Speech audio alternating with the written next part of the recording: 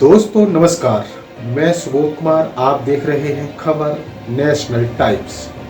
दोस्तों वहीं आपको बता दें कि हाल ही में विधानसभा चुनावों के परिणाम घोषित हुए, जिनमें 3 राज्यों में बीजेपी को प्रचंड बहुमत मिला और कांग्रेस सिर्फ एक राज्य में सिमट कर रह गई। कहने का तात्पर्य है कि भाजपा के द्वारा कांग्रेस को 3 राज्यों में पटकनी दे दी गई। ये परिणाम आए और साथ ही इन परिणामों को देखकर जनता भी चौंक गई। उसको भी ऐसा लगा कि आखिर ये कैसा हो गया।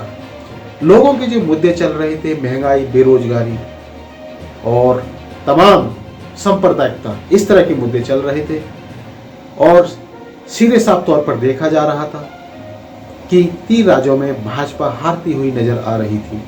लेकिन परिणाम जस्ट उल्टे कैसे आ गए, किस तरह से घोषित किए गए हैं, ये जनता के गले नहीं उतर रहा है। साथ ही आपको बता दें कि जनता भी अब समझ रही है कि आखिर ये खेला कहां से हो रहा है, किस तरह से किया जा रहा है।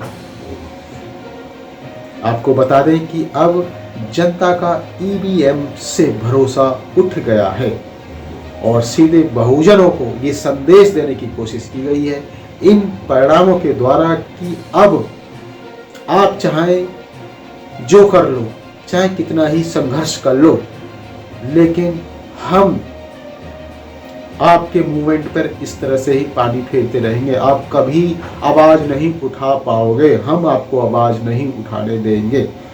क्योंकि आपको बता दें कि जब तक ये ईवीएम है तब तक बहुजनों का राज नहीं आ सकता।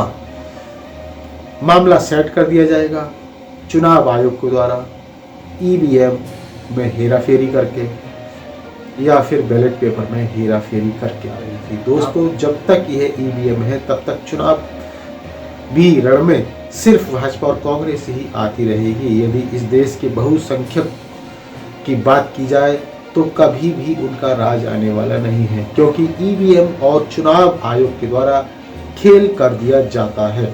बसपा सुप्रीमो मायावती के द्वारा भी इन परिणामों को लेकर संदेह जताया गया है और उन्होंने इसी को लेकर ट्वीट किया है। देखिए उनका यह ट्वीट आपकी स्क्रीन पर।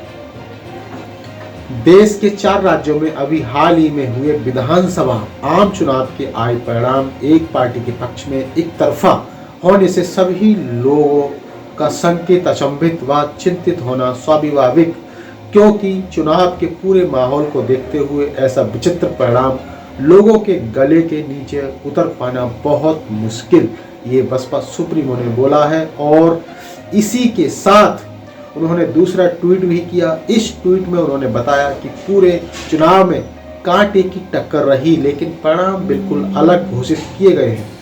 इसमें कुछ ना कुछ लोचा है। देखिए उनका यह ट्वीट आपकी स्क्रीन पर। क्या लिखा है उन्होंने?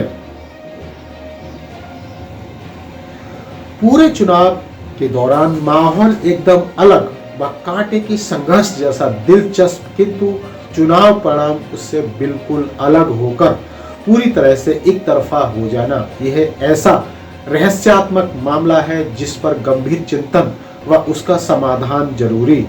लोगों की नब्ज पहचानने में भयंकर भूल चूक चुनावी चर्चा का नया विषय। और वहीं आपको बता दें कि बसपा सुप्रीमो हमेशा से आयरन लेडी रही है और कभी हिम्मत हारने वालों में से नहीं है। इसी को लेकर उन्होंने दूसरा ट्वीट किया है, अपने कार्यकर्ताओं का मनोबल बढ़ाया है। देखिए उनका यह ट्वीट। बीएसपी के सभी लोगों ने पूरे तन मन धन व दमदारी के साथ यह चुनाव लड़ा, जिससे माहौल में नई जान आई, किंतु उन्हें ऐसे अजूबे परिणाम से निराश कतई भी नहीं होना, बल्कि परम पूज्य बाबा साहब डॉक्टर भीमराव अंबेडकर के जीवन संघर्षों से प्रेरणा लेकर आगे बढ़ने का प्रयास करते रहना है, ये मायावती ने कहा है। और इसी के साथ बहन जी के द्वारा अगला ट्वीट भी किया गया।